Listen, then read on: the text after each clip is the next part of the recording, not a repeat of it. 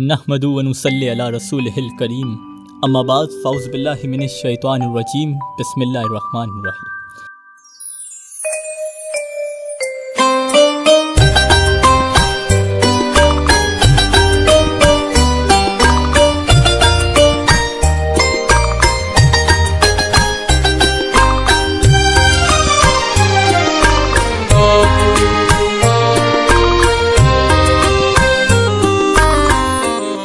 तमाम तारीफ़ें तमाम हम्दो सना उस खुदाए बुज़ुर्ग व बरतर के लिए जो तमाम जहानों का पालने वाला है। दुरूद व सलाम मोहम्मद व आले मोहम्मद सल्लल्लाहु अलैहि वसल्लम आपके अहले बैत व अस्हाब व जाने सारान पर। तमाम ही सामाईन को आरजे हम्माद राजपूत का सलाम और प्रोग्राम गुंचाए शौक में खुशामदीद।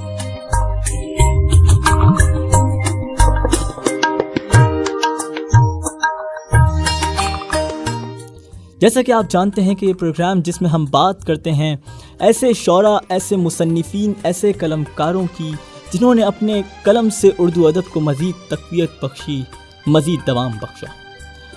लेकिन अदब से आपकी मोहब्बत और ज़ौक़ व शौक़ को मद्देनज़र रखते हुए और जिस तरह से इस प्रोग्राम को आप पसंद कर रहे हैं, इसलिए हम इस प्रोग्राम में करने जा रहे हैं कुछ नया। और आज से हम बात करेंगे ऐसे शौरा, ऐसे मुसन्निफ़ीन और ऐसे कलमकारों से जो अपनी काविशों के ज़रिए उर्दू अदब को मज़ीद तक़वियत और दवाम बख्श रहे हैं।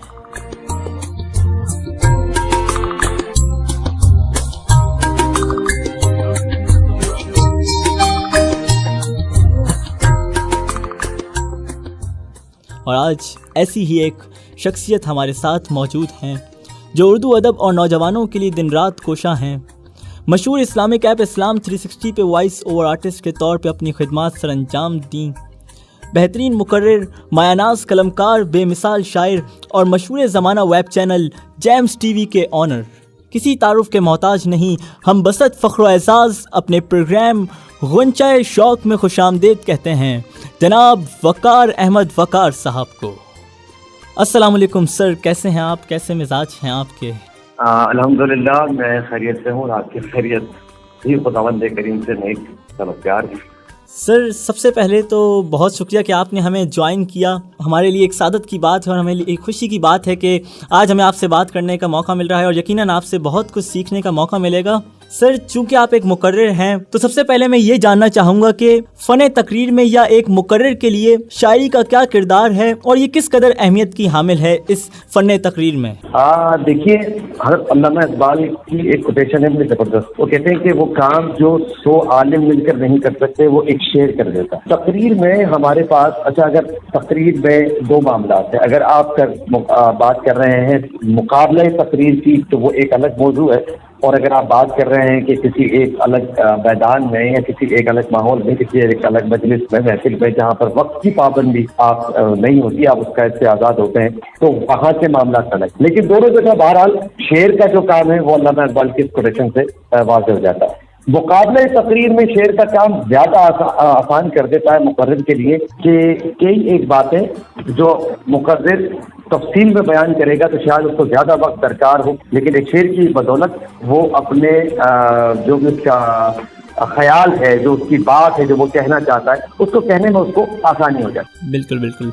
और सर, अगर दूसरे पहलू को अगर हम रोशनी डालें, दूसरे पहलू में सर ये किस तरह से किरदार अदा करती है अपना, जो आपने बताया कि मुकाबले से हट के अगर न तकरीर की बात की जाए, उसमें वही वाली बात आ जाएगी कि देखें, एक शेर जिस तरह मैंने कहा ना अल्लामा इक़बाल की कोटेशन, उसमें मामला ये होता है कि जब आप किसी मौजू पर बात कर रहे होते हैं तो आपको उस मौजू की हिमायत में या मुखालिफत में या मुवाफ़क़त में किसी भी तरह से आपको दलील की जरूरत पड़ती है, और दलील मोहताज होती है एक पूरे फलसफे की, एक पूरे सिनेरियो की, एक पूरे मुशाहिदे की, एक तजर्बे की। तो शेर जो होता है वो मुशाहिदे का काम, तजर्बे का काम एक सनद के तौर पर करता है। जैसे मिसाल के तौर पर हम किसी शायर की जिंदगी को पढ़ रहे होते हैं तो उसका शेर उसकी पहचान बन जाता है। हम कई शोरा के बारे में जो हम नहीं जानते तो उनका शेर उनके ख्याल को, उनकी सोच को, उनके स्कूल ऑफ थॉट को وہ ریپرزینٹ کرتا ہے کہ جناب ان کا تعلق اس شعر کی بدولت کہا جاتا ہے کہ وہ کس طبقے سے تھا یا کس مکتب فکر سے تھا. تو شعر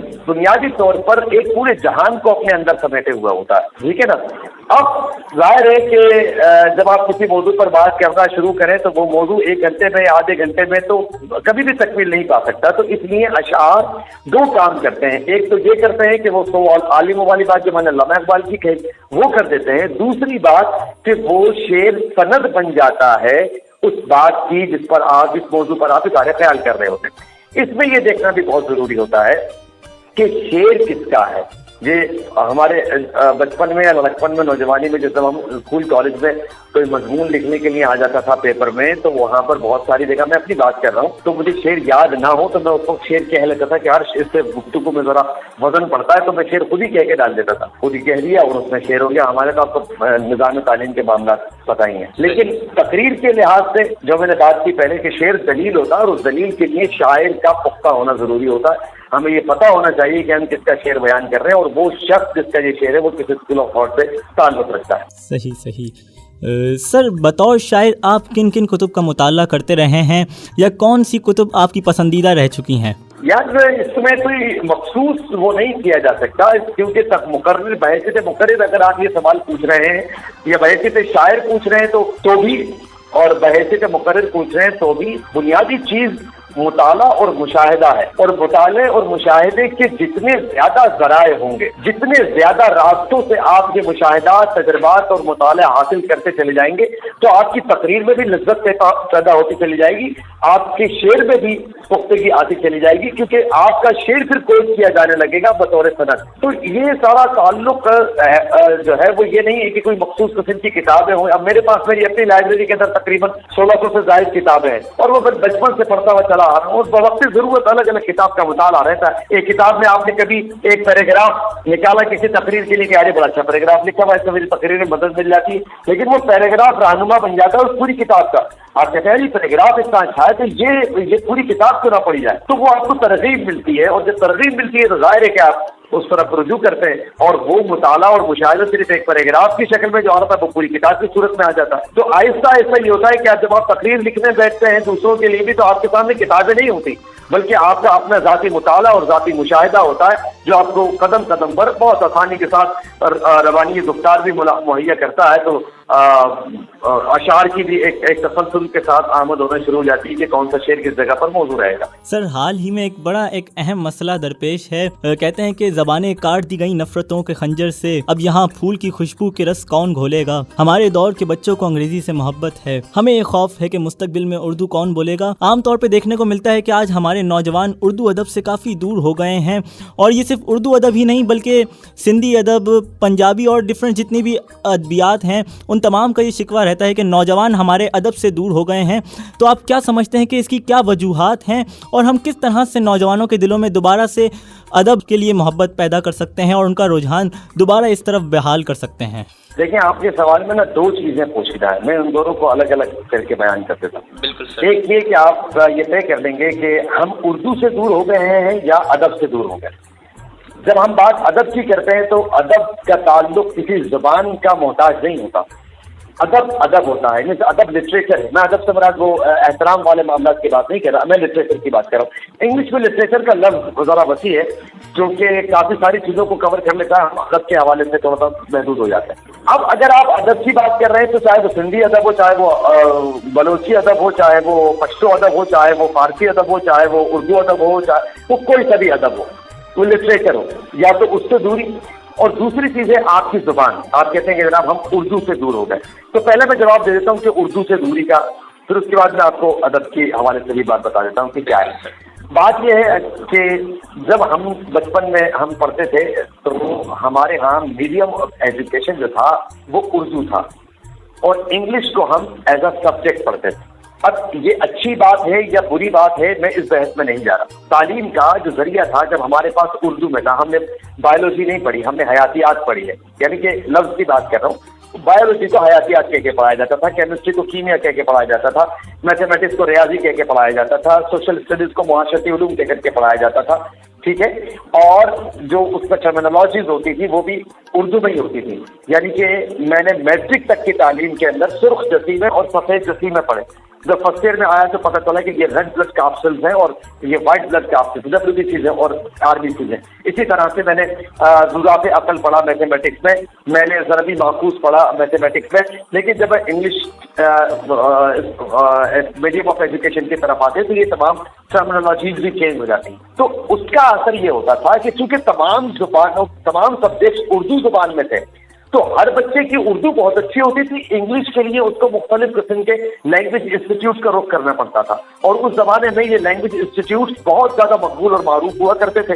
ہر گلی محلے میں ایک نہ ایک انگلش لینگویج انسٹیٹیوٹ ضرور ہوتا تھا، اور ایک کثیر تعداد انگلش لینگویج لرننگ انسٹیٹیوٹ جایا کرتی تھی اور وہاں پر سیکھا بھی کرتی تھی. اور اسی حوالے سے کئی کتابیں بازار میں بھی اویلیبل تھی کہ درسی ہے اور وہ practical English grammar and composition ہے، یا ریمنڈ مرفی کی ایسنشل انگلش گرامر ہے. وہ بہت ساری کتابیں مارکیٹ میں وہ امریکن سینٹرز کی کتابیں پڑھائی جا رہی ہیں یا پڑھی جا رہی ہیں. لوگوں کو کریز ہوتا تھا انگلش سیکھنے کا کیونکہ اردو ان کی بہرحال اپنے تمام سبجیکٹ کی وجہ سے بہترین ہوا کرتی تھی. اب میڈیم آف ایجوکیشن چینج ہو گیا، ٹھیک ہے. اب میڈیم آف ایجوکیشن انگلش ہے اور اردو کو ہم بحیثیت سبجیکٹ پڑھتے ہیں، اس لیے بچوں کی اردو کمزور ہے اور انگلش بہرحال بہت اچھی ہے. میڈیا نے ترقی کی، ورلڈ دنیا کے چینلز آ گئے، دنیا کے چینلز دیکھنے کو مل رہے ہیں، اور ان سب میں انٹرنیشنل لینگویج انگلش ہے تو انگریزی بہترین سے بہترین ہوتی چلی گئی بچوں کی اور اچھی ہو رہی ہے. لیکن اس کے ساتھ ساتھ اردو کمزور ہوتی چلی گئی. یہ تو بات ہو گئی سبجیکٹ کی. اب آ جائیں ادب کی طرف. لیکن لٹریچر میں جو نا انسان کو سب سے ضروری شے یہ ہے کہ اس کے لیے لٹریچر کی طرح انسان کو اپنے ذہن کا اور دل کا دامن وسیع کرنا پڑتا ہے. جب ہم لٹریچر پڑھتے ہیں تو ہم یہ دیکھتے ہیں کہ یہ معاشرے کا ایک رخ ہے، ایک ریفلیکشن ہے جو ہمارے سامنے کسی بھی شکل میں سامنے آ سکتا ہے. وہ زبان کے لحاظ سے بھی سامنے آ سکتا ہے، اور وہ شعر کی شکل میں سامنے آ سکتا ہے زبان میں ہی، اور وہ نثر میں بھی سامنے آ سکتا ہے، وہ کہانی کی شکل میں بھی آ سکتا ہے، وہ ناول کی شکل میں بھی آ سکتا ہے، وہ نظم کی صورت میں بھی آ سکتا ہے، وہ غزل کی صورت میں بھی آ سکتا ہے، وہ مرثیے کی صورت میں اور قطعے کی صورت میں بھی آ سکتا ہے. وہ اس کی شکل کوئی بھی ہو سکتی. بنیادی طور پر لٹریچر، جس میں انگلش میں لٹریچر کی تعریف کی جاتی ہے کہ every single word which is written and spoken, جو لکھا جاتا ہے اور بولا جاتا ہے، ادھر آپ یہ کہہ سکتے ہیں حتیٰ کہ وہ کوئی نعرہ ہی کیوں نہ ہو یا دیوار پر لکھا جانے والا کوئی اشتہار ہی کیوں نہ ہو، it is the part of language and it is the part of literature. ٹھیک ہے. لیکن ہمارے ہاں جب ہم اب بات کرتے ہیں باقاعدہ لٹریچر کے لفظ سے نکل کے ادب کی، تو اردو ادب کے ساتھ ساتھ اس ادب میں یعنی کہ لٹریچر کے لفظ میں وہ احترام والا ادب بھی شامل ہو جاتا ہے.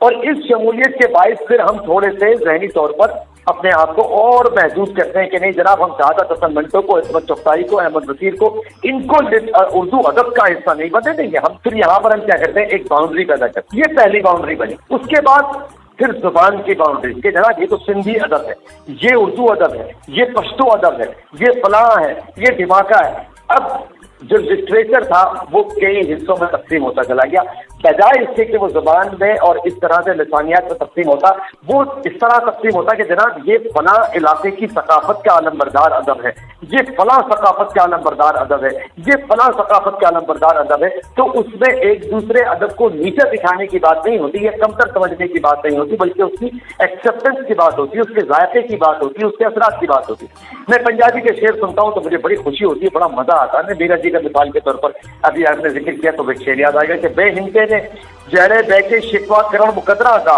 اگڑ والے اگ پیندے نے سینہ پھاڑ کے پتھراں دا. یا میں شاہزاد کی شاعری میں دیکھتا ہوں تو بہت سارے اشعار ہوں گے، لیکن جو سمجھ میں آتا ہے اور یاد ہو جائے پہلی مرتبہ سننے میں کہ مانو سب نے سونا پکھیا سب نہ ہنج کہ مارو منج اچے بوا بہار دی. اب اسی طرح سے میں انگلش میں کوٹیشن دیکھتا ہوں، میں اردو میں شعر دیکھتا ہوں، میں فارسی میں شعر دیکھتا ہوں، میں عربی میں شعر دیکھتا ہوں. تو بات یہ ہے کہ وہ سارا لٹریچر میرے وجود میں، میری ذہنی اور تخلیقات میں، اس کی سمجھنے میں، اس مشاہدے میں، اس تجربے میں کس طرح کارآمد ثابت ہوتا ہے. اگر وہ کارآمد ہے تو لٹریچر کوئی سا بھی وہ قابل قبول ہونا چاہیے.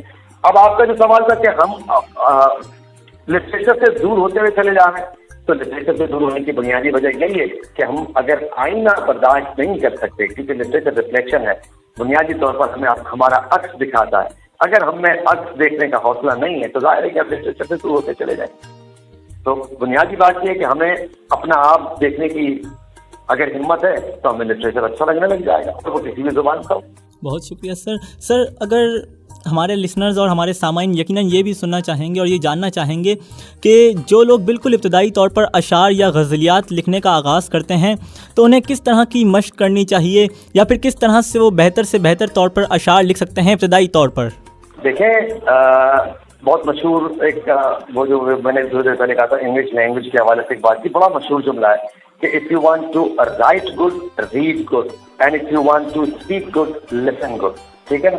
اگر آپ اچھا لکھنا چاہتے ہیں تو اچھا پڑھیں، اور اچھا بولنا چاہتے ہیں تو اچھا سنیں۔ تو پابندیاں بعد میں آتی ہیں، خیال تخلیق پہلے آتی ہے۔ آپ جب لکھنا چاہ رہے ہیں تو سب سے پہلے تو اس چیز سے نکل جائیں کہ جب میں لکھوں وہ کمال لکھوں، ایسا لکھوں کہ بس پہلے لکھوں۔ فارسی کا مشہور شعر ہے، گھر تمی خواہی کہ باشی خوش نویس، بے نویسو بے نویسو بے نویسو بے نویس، کہ اگر تو اچھا لکھاری بننا چاہتا ہے تو کیا کر، تو لکھ اور لکھتا چلا جا۔ تو اب یہ ابتدا کہاں سے ہوگی؟ ابتدا میں نے جب لکھنا سیکھا تھا پہلے تیرا نام لکھا تھا، تو آپ اللہ لکھیں اور بس بسم اللہ کریں اور شروع ہو جائیں، اور جو کچھ آپ کے ذہن کے پردے پر نقش ہوتا چلا جا رہا اس کو لکھتے چلے جائیں۔ اب اس میں جو آپ نے کچھ لکھا ہے، ظاہر ہے کہ آپ کی تخلیق ہے، آپ کو اس سے محبت ہے، اس سے یہ شرط نہ لگائیں کہ میں نے آپ کو جو کچھ لکھا ہے وہ بس 16 آنے درست لکھا ہے، ایسا نہیں ہوگا۔ اب یہ کیا ہوگا، وقت گزرنے کے ساتھ ساتھ آپ کو پیمانے پتہ چلتے چلے جائیں گے، کرائٹیریاز پتہ چلتے چلے جائیں گے، پھر وہ کرائٹیریاز طے کریں گے کہ آپ کو کیا کیا لکھا، وہ جو آپ نے لکھا تھا اس میں سے اچھا کون سا ہے، بہتر کون سا ہے، بہترین کون سا ہے، کمال کون سا ہے، اور انتہائی درجہ کمال پر پہنچی ہوئی کیا شے ہے۔ تو وہ جو زبان خلق کو نکارا ہے خدا جانو۔ آپ کو کرٹیسزم کو ویلکم کرنا چاہیے، تنقید کو ویلکم کریں، آپ کی تحریر بہتر سے بہتر ہوتی چلی جائے گی۔ صحیح سر، شاعر کے ساتھ گفتگو ہو رہی ہو اور شاعری نہ ہو تو بات ادھوری رہ جاتی ہے، اس لیے یہاں پہ میں آپ سے گزارش کروں گا کہ اگر آپ اپنا کوئی کلام یا چند اشعار اگر ہمارے سامعین کی سماعتوں کی نظر کریں تو یقیناً انہیں اور مجھے بہت خوشی ہوگی اگر آپ کچھ اپنے کلام ہماری سماعتوں کی نظر کریں۔ ہاں، کلام تو بہت سارے ہیں، چلیں آپ چونکہ کوئی خاص آپ نے یہ نہیں کہا کہ کہاں سے شروع کریں تو میں ایک قطع آپ کو سنا دیتا ہوں۔ یہ قطع بڑا مشہور ہے، میرے حوالے سے بہت ساری تقاریر میں استعمال ہوتا ہے، اس لیے میں آپ کو سنا رہا ہوں۔ الفاظ کے موتی ہیں جنہیں رول رہا ہوں، اور وقت کے میزاں میں انہیں تول رہا ہوں، ہر لفظ میں ایک دور کی تاریخ نہا ہے، ساقی بس اب خاموش کہ میں بول رہا ہوں۔ سر، موقع کا فائدہ اٹھاتے ہوئے اگر آپ سے کوئی غزل بھی سننے کو مل جائے تو مزہ آ جائے گا اور لطف اعلیٰ ہو جائے گا، اگر آپ کی کوئی لکھی ہوئی غزل اگر سننے کو مل جائے۔ میں ایک غزل سنا دیتا ہوں، ایک میرے حوالے سے مشہور غزل بھی ہے، لوگ بڑا پسند کرتے ہیں کہ مرہم کی طرح ہو کبھی نشتر کی طرح ہو، مرہم کی طرح ہو کبھی نشتر کی طرح ہو، انداز سخن خصلت دلبر کی طرح ہو، انداز سخن خصلت دلبر کی طرح ہو، اور ساحل کی طرح ہو نہ سمندر کی طرح ہو، ساحل کی طرح ہو نہ سمندر کی طرح ہو، گھر ایسا ہو یا ویسا بس گھر کی طرح ہو، گھر کی طرح ہو، کیا بات، گھر ایسا ہو یا ویسا بس گھر کی طرح ہو، اور وہ شخص بڑا اور بڑا اور بڑا ہے، وہ شخص بڑا اور بڑا اور بڑا ہے، جو شخص بڑا ہو کے برابر کی طرح ہو، جو شخص بڑا ہو کے برابر کی طرح ہو، اور چہرے پہ ہو تحریر تیرے دل کی حکایت، چہرے پہ ہو تحریر تیرے دل کی حکایت، باہر کا جو چہرہ ہے وہ اندر کی طرح ہو، اندر کی طرح ہو، باہر کا جو چہرہ ہے وہ اندر کی طرح ہو، اور منظر پس منظر پس منظر پس منظر، منظر پس منظر پس منظر پس منظر، گر تیری نظر مرد قلندر کی طرح ہو، گر تیری نظر مرد قلندر کی طرح ہو، اور پتھر تو خدا بن کے ہوا اور بھی پتھر، پتھر تو خدا بن کے ہوا اور بھی پتھر، موم اس کو کیا جائے جو پتھر کی طرح ہو، موم اس کو کیا جائے جو پتھر کی طرح ہو، کہہ ڈالی وقار آج غزل اور طرح کی، اب تم بھی طرحدار سخنور کی طرح ہو۔ بہت خوب سر، بہت بہت شکریہ سر، میں بے حد مشکور ہوں آپ کا کہ آپ نے اپنے قیمتی وقت میں سے ہمارے لیے وقت نکالا۔ آخر میں آپ سے گزارش کروں گا کہ آپ اپنی کوئی رائے کا اظہار کیجیے یا کوئی نصیحت، کہ ایجوکیشنل انسٹیٹیوٹ میوٹ FM 92.6 چلا رہا ہے ایک ایجوکیشنل ادارہ، تو اس کے بارے میں آپ کیا کہنا چاہیں گے؟ کوئی آرا آپ کی، کوئی نصیحت تو ہم ضرور سننا چاہیں گے۔ دیکھیے، ہر ایک جاذب مختار کا ایک شعر تھا، مجھے بڑا یاد رہتا ہے کہ ٹھہرے ہوئے پانی میں پہلا میرا پتھر تھا، سب سے پہلے مجھے مسمار کیا جائے۔ تو بات یہ ہے کہ آپ ٹھہرے ہوئے پانی میں پتھر پھینک رہے ہیں اور ہلچل مچا رہے ہیں، اور یہ لہریں اٹھیں گی اور یہ پانی کو بہاؤ کی طرف لے جائیں گی، یہ سب سے اچھا قدم ہے، اور اس کے نتائج آپ کے کام کی جو محنت ہوگی اس کی شکل میں سامنے آتے چلے جائیں گے، ظاہر ہے کہ وہ مثبت ہوں گے۔ اس مثبت ہونے کی سب سے بڑی دلیل یہ ہے کہ آپ کسی اسکول آف تھاٹ کے اندر سپرویژن میں کام کر رہے ہوتے ہیں۔ ماشاءاللہ آپ نے جب مجھے بتایا تو آپ نے یہ بتایا کہ جناب ثاقب ابلو صاحب جو ہے وہ ہمیں سنبھال رہے ہیں۔ ثاقب ابلو ایک بڑا معتبر نام ہے، ایک سمجھدار اور ایک ویژنری نام ہے، تو ظاہر ہے کہ اس کے اندر سپرویژن میں کام کرنے والے نوجوان ظاہر ہے کہ بہت اچھی بات کریں گے اور کمال کام کریں گے۔ میں صرف جو مشورہ دینا چاہوں گا وہ یوتھ کو دینا چاہوں گا، نوجوانوں کو دینا چاہوں گا، وہ یہ دینا چاہوں گا کہ اپنے اصل کی طرف آئیں۔ شعر کو پڑھنے سے لے کے تقریر کا اظہار تک ہر شے اصلی ہونی چاہیے۔ دیکھنے والے کو یہ نہ لگے کہ آپ کسی نقالی کے ساتھ بات کر رہے ہیں، آپ نقل لگ رہے ہیں، آپ جو کہہ رہے ہیں وہ سب کو پتا ہو کہ یار یہ نقلی ہے، اس کا انداز ایسا نہیں ہے بات کرنے کا، ایسا نہیں ہونا چاہیے۔ بات یہ ہونی چاہیے کہ بقول غالب کے دیکھنا تقریر کی لذت سے جو اس نے کہا، میں نے یہ جانا کہ گویا یہ بھی میرے دل میں ہے، ورنہ سامنے والے کی بات سن کے ایسا لگے کہ یار اگر میں کہتا تو شاید یہی کہتا۔ لیکن میں تو جس دن آج کل کے مقررین کو سنتا ہوں تو وہ خاص انداز کو اختیار کر کے اس میں تقریر کر رہے ہوتے ہیں، رٹا لگا رہے ہوتے ہیں، الفاظ کی حرمت کا اندازہ نہیں ہوتا، شعر میں موجود لفظ کے درد کا اندازہ نہیں ہوتا۔ تو جب تک یہ اپنے آپ کو اصل نہیں کریں گے، اب اوریجنلٹی کی طرف نہیں جائیں گے، تو جب تک مزہ نہیں آئے گا، اور اگر آ بھی جائے گا آپ لوگوں کو مزہ یا سننے والوں کو، تو اس کی عمر بہت کم ہوگی، آپ کو دائمیت نہیں ملے گی۔ بہت شکریہ سر، بے حد مشکور ہوں میں آپ کا کہ آپ نے اپنے قیمتی وقت میں سے وقت نکالا ہمارے لیے، اور ساتھ ہی ساتھ ہماری پیوری میوٹ FM کی ٹیم اور ہمارے اسٹیشن مینیجر سر ثاقب ابلو صاحب بھی بے حد مشکور ہیں اور آپ کو دل کی گہرائیوں سے شکریہ ادا کرتے ہیں۔ مجھے بہت مزہ آیا، بہت لطف اندوز ہوا۔ ایک میں بہت چھوٹا سا جملہ کہ مجھے اور جسارت دیجیے، کیونکہ آپ نے 2 مرتبہ کہہ لیا، اس لیے مجھے میں بتاؤں، یہ عام طور پر یہ سب لوگ، بہت سارے لوگ یہ والا جملہ استعمال کرتے ہیں، اس کو تھوڑا سا تبدیل کر لیں۔ دیکھیے وقت جو ہے نا وہ ہوتا ہی قیمتی ہے، کبھی بھی کہیں اسے کہیں کہ یار آپ نے اپنی مصروفیت میں سے وقت نکالا، صحیح سر، آدمی مصروف ہوتا اس میں سے وقت نکال لیتا، تو اس کا شکر گزار ہمیں ہونا چاہیے، اچھی بات بھی ہے۔ لیکن آپ نے قیمتی وقت میں سے وقت نکالا، تو یعنی کہ قیمتی وقت جو تھا اس میں سے میں نے کسی فالتو ٹائم کے لیے وقت نہیں نکالا، یہ بھی قیمتی چیزیں تو میں نے ابھی آپ کے ساتھ گفتگو کی ہے، ساری قیمتی ہے، ہماری بات قیمتی ہے، آپ کی میری بات بڑی قیمتی ہے۔ بالکل سر، بہت شکریہ، مجھے بہت لطف اندوز ہوا اور بہت کچھ سیکھنے کو ملا۔ یقیناً ہمارے سامعین کو بھی یہ پروگرام ضرور پسند آیا ہوگا، تو تمام سامعین سے گزارش ہے کہ اپنی قیمتی رائے سے اور اپنے فیڈ بیک سے ہمیں ضرور آگاہ کیجیے گا، اور اس کے لیے اپنے رائٹ میسج آپشن میں جائیں اور وہاں میوٹ FM اسپیس اپنے نام اور پیغام کے ساتھ لکھ بھیجیں 4471 پر۔ تفصیلی طور پر ہماری نشریات سے متعلق آپ کا فیڈ بیک اور ہماری نیوز اینڈ ایونٹس کے بارے میں جاننے کے لیے ہمارے آفیشیل فیس بک پیج پر فالو کیجیے، جو کہ ہے www.facebook.com/mute.fm۔